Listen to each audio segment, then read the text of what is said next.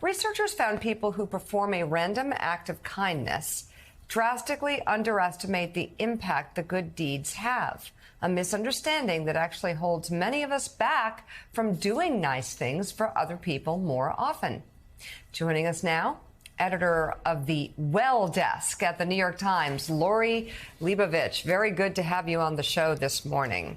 Hi. So, tell us about this research. Like, what did it find in terms of overall well-being?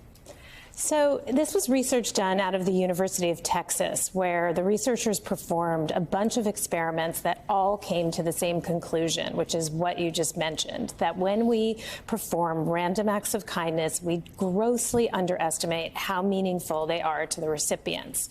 So what they did were things like they gave people at a cold, snowy ice rink in Chicago cups of hot chocolate, and they told people, give this to a stranger. And they had them rate how effective they thought this would be at boosting the recipient's mood or even changing the course of their day. And the people giving the hot chocolate thought this isn't going to make such a big difference, and yet it really did. People were very moved.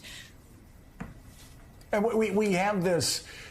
Somebody who didn't work on this experiment had made the comment that we have this negativity bias, and we don't assume that people are going to want us to interfere with what they're doing in the day. But this research shows, again, just the opposite. It could make, again, like that clip said, yeah. you change the world with one small act of kindness at a time.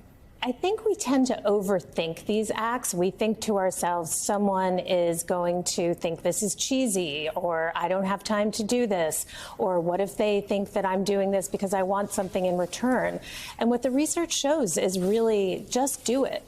Absolutely just do it. That almost always it's going to benefit not only the person on the receiving end, but it benefits the person bestowing the random act. There is a concept called the helper's high, and that is there are physiological and psychological benefits for the person who is doing the act. They feel better as well. And Laura, you also point to not just giving out cocoa and cupcakes, but also a small act like I'm thinking about a friend, I'm thinking about somebody I care about.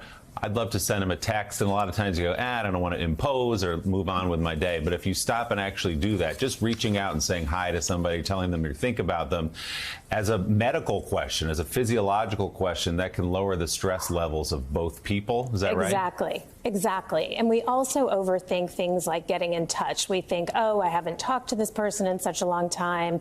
This is going to be so random and unexpected. They won't appreciate it. And in fact, it's just the opposite. They absolutely appreciate it. And so it's a reminder that if you're thinking about someone, even in a stolen moment, when you're on the subway or whenever they come to mind, just send that note. It means so much. You know, there's a saying, and through the years, from time to time, I've posted it on social media because I found out that someone that I had known was going through a battle that I didn't know about. And so I just post a reminder on social media that everybody that you know is fighting something, is going through their own challenges. And I have been so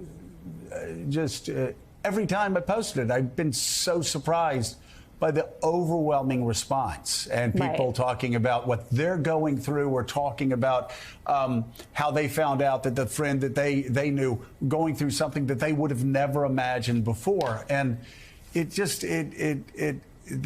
all seems to me, and I sent this article to all my children, it provides some hope in this we're becoming more and more isolated every day through social media, through COVID and the post-COVID world. Division. And division. This is a hopeful message. Yeah, it's a hopeful message, and it's also something we need to remind ourselves is not difficult to do. I mean, one of the suggestions that we make in the article, which I think is really helpful, is that you don't have to take out extra time. You can do things for people when you're already doing them. So, for example, if you take your child to school every day, ask another parent parent on the way if they want you to pick up their kid one day too, so that parent can have a little extra time for themselves in the morning.